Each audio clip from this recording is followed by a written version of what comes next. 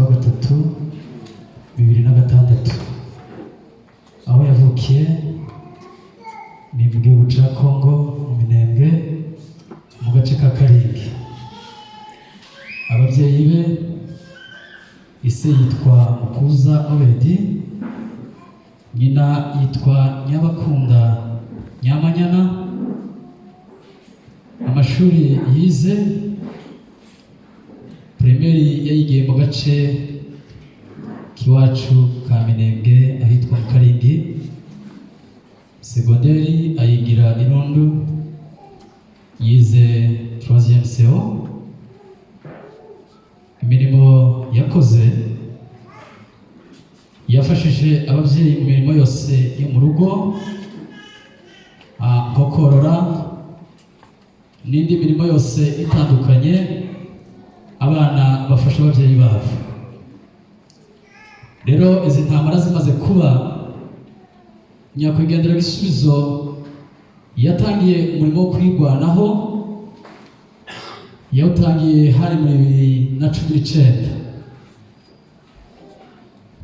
Nyakwigendera Gisubizo yifatanyije n'abandi bagwanashaka mu kwanga gutererana ubwoko bw'Abanyamurenge. Nawe yabaye mu bafashe iya mbere mu kurwanira ubwoko. Gisubizo ku bw'ubutwari bwe yagiye agaragaza kenshi cyane. Ubuyobozi bwamugiriye icizere, bamugira umwe mu ba-officier, akaba yari Paraton Commander. Akaba arangije ariwo murimo yakoraga umunsi ku wundi.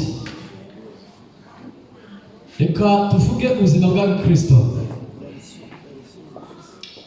Gisubizo yabatirijwe muri Repubulika Iharanira Demokarasi ya Kongo mu gace k'Indondo ahitwa Gahororo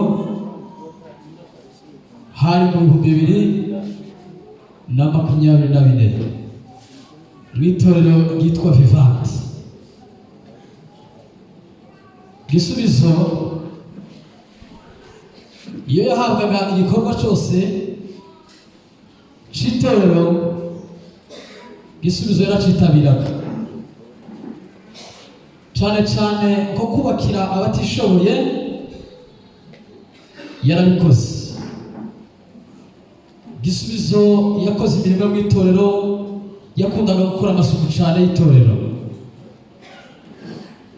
Gisubizo mu matungo yari afite yabashe kuyagabamo. Gisubizo urupfu azize hari ku itariki 17 z'uku kwezi kwa mbere 2026, nubwo umwanzi yabateraga mu gace ka Kirumba, aho niho yabashe gusiga ubuzima bwe. Hari mu masaha ya mu gitondo nibwo yitavye Imana. Akaba yaritavye Imana arimo arengera ubwoko bwacu bw'Abanyamurenge, kuko mu bizi turi mu bihe bigoye, ibihe bitatworoheye. Rero Gisubizo twifurije umuzuko w'abera. Kuri ubwo reka duhaguruke dufate dakika zigazo kumwibuka. Gisubizo nubwo avuga iwacu bagasinzira, ariko yari amaze kurenga iwacu. Gisubizo iwacu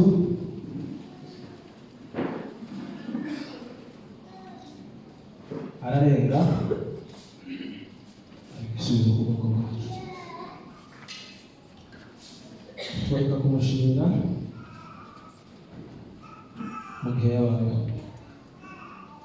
Ndashimira rero umuryango wacu wagasinzira wabana natwe muri uyu muhango wo gutegura umunsi wa nyuma w'umwana wacu. Ndashimira abaturanyi baha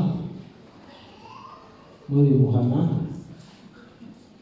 abakuru n'abatoya abashije kutugeraho bakatwihanganisha. mwarakoze cyane turabashimiye. Ikigira kabiri ndashimira itorero ryacu. Itorero ryacu mwarakoze shama, Imana ibahe umugisha. Ndashimira Bamuyomba, mwarakoze cyane twihanganisha. Ndashimira abaturanyi muri Prote, mwarakoze cyane. Ariko sinosoza ndashimiye abanyakarere kacu ka Karindwi, mwarakoze cyane. Reka nshimire umuryango wacu w'Abana, Imana ibahe umugisha ku bikorwa by'indashyikirwa mwakoze. Umuryango wacu wa Rumanura kugeza kwa Sokuru Mutambuzi. Rero kuvuga kuri Gisubizo uyu munsi bisaba imbaraga.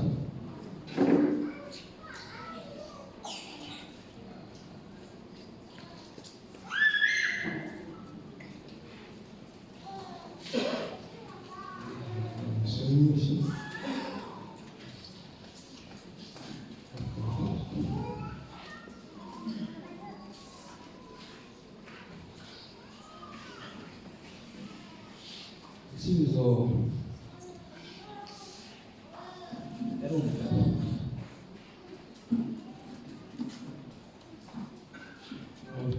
umwana mutoya mu myaka abenshi bari aha bari baracunga uko bakiri abana bato, ariko kandi yahagaze mu mwanya wacu twese abari aha n'abandi batari aha, kuko ibintu byinshi bagiye mu bindi, akora akazi atunaniye. Yaritanze ari muto, arwanira umunyamurenge. Twese twifuza kubaho, ariko kandi iyo bigeze mu kwitanga kurengera ababaho, bigatuma kominikasiyo yacu ihoraho, kubera ko yakundaga kumenya amakuru y'umuryango wacu, kandi agakunda ko no kumbwira ko andi makuru ari imuhira. Ibyo ndabimushimiye mu gihe yabayeho. Ayo makuru aza yaje dufite ibibazo. Twari dufite undi murumuna wacu ari mukuru we mu bitaro i Goma.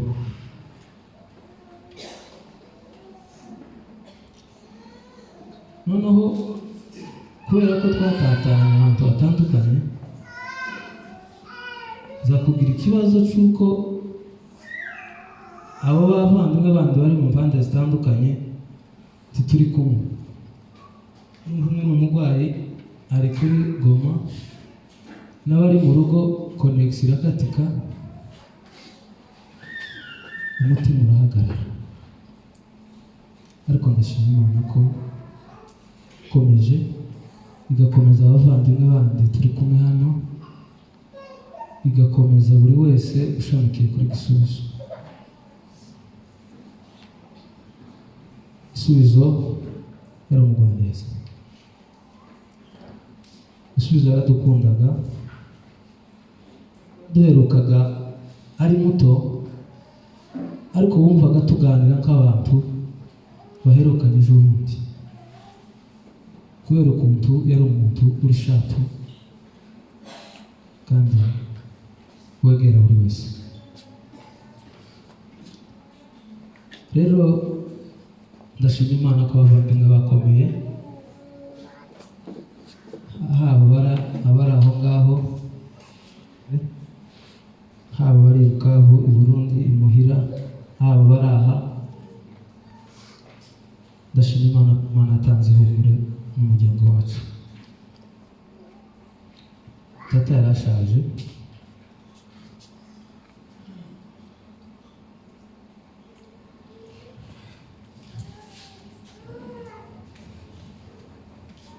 sinatekerezaga ko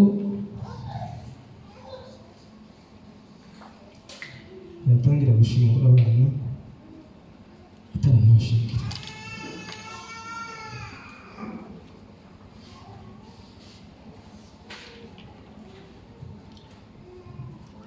Ariko Imana ntigira, turashimye muri byose. Reka nshimire buri wese waje hano kubera ko emosiyo ni nyinshi. Nkomeza kuvuga ndagira emosiyo nyinshi, ariko reka nshimire buri wese waje hano. Pole abanyamurenge bose. Murabizi ko muri iyi minsi twagiye tugira impfu zo gutakaza abantu bato, kandi n'abakuru nabo tugatakaza abantu b'ingenzi cyane. Abantu barwanira ubwoko bwacu ni igihombo gikomeye, ariko ndatanga pole ku bantu bose. Si ibintu byarakira iwacu gusa, hari n'abandi bari ahantu bagiye bagira izo zago. Mukomere. Ndashimira mukuru wacu Kurogwa Pasiteri waje tukabana nawe hano, urabona turi kure, ariko kuba waje tukabana turagushimira. Ndashimira buri wese wakoze mu mufuka, uwatubwiye ijambo ry'igihugu. Hitamo kurwanira ubwoko, kandi arwanira ubwoko atitaye ku gihugu, yitaye gusa ku bwoko bw'abanyamurenge. Yari mutoya, iyo abantu baje kuhaba ntiyari kugenda kuko yari akiri mutoya, haba haragiye twebwe. Ariko nk'uko yabikoze akaba anabigize azira ubwoko, turabimushimira. Tuvugaho amagambo menshi kuko yari akiri mutoya, ataragira yandavuga mu bantu yari muto. Tukaba dushimye bano bantu bose. Yesu ishobora kubasobanura bamwe mu bapasiteri. Ndashimira abantu bose, abantu bose barangana ntawe ubutumwa. Tukaba mbashimiye wese mwakoze neza, abantu kudufata mu mugongo mutahari kurumarwa n'abantu. Mwadutabaye mwakoze neza, muzamutabara n'abandi, twe twenyine kandi garura cyane nanone kubaragwa. Ariko mukomeze musenge, utabashe kuja kurwana asenge, kandi uzamusenga muvuye utahe ahantu hakomeye. Ugiye gusoza ni batatu tubahaye ivuriro, mwihangane mukomere, turi kumwe nawe. Ibi ni ibyakira abantu bose kuko ntako twubwira, nta kintu twubwira pi.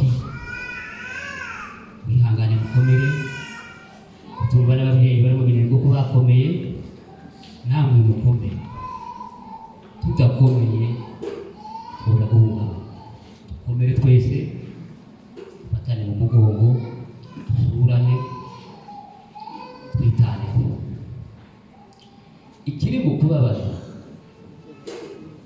bariya ni abana ko barapfa, ariko urubuga rwo gupfira igihugu kikabura bakibamo. Nakuri muri mu mbago indege ya abaturage no muri safu abanyamahanga uri mu nda mutura kuba habuza bahaba indodo yose y'abanyamahanga wacu nta muntu waba none muhaguke tutaye baza bapfa ariko baye bapfa kibaguye gupfira imigano n'ibisambu ntacyo bimaze. Bano bangu bazabwira mukunama, ariko muraza kugenda murabona ko ibintu byahindutse. Mwamwibona ko mugenda turaza kugenda ushaka neza cyane. Sinzira yose muri rusange Imana ibahe umugisha gufatikanya natwe. Ndashimira famiye yacu kubana. Imana ibahe umugisha, turi kumwe n'ababyeyi hano basaza. Ndashimira famiye yacu Manura, ndashimira abavandimwe bacu mu masokuru mutambuzi, abari hano n'abari hanze hirya no hino. Imana ibaheze umugisha. Ndashimira abavandimwe bavuye kuvuga famiye yacu ya Karingi yose muri rusange, bahora bagira ibikorwa byiza byo gutabarana kuko perezida bivuze. Imana ibahe umugisha rwose, by'ukuri ndabizi kuko n'ubushize bakoze n'ibindi cyane. Imana ibahe umugisha mukomeje gukora.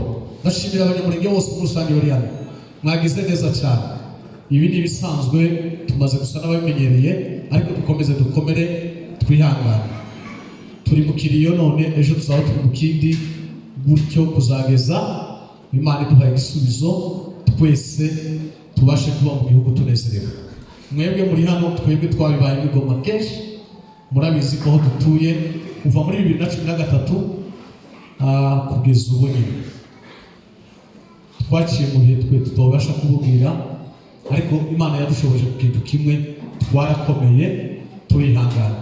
Uzi kuza gushingura umuntu imboni kuri hejuru n'amabuye bagutera, uzi kurwanira umurambo kuri morgue, ntimugire ngo biroroshe, ni ibintu bitabizoroshe, ariko Imana yaradushoboje turahari.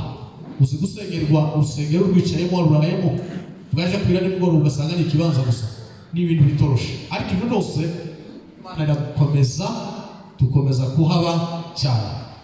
Ndashimira kandi ntangapore bavandimwe famiye ya Muzehe Obedi. Nukuri Imana ibahe umugisha.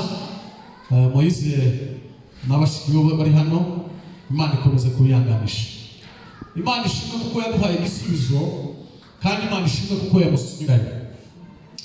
Imirimo ye mwayumvise bayivuze, ya umugabo batabaye ari kumwe n'abakuru be babiri.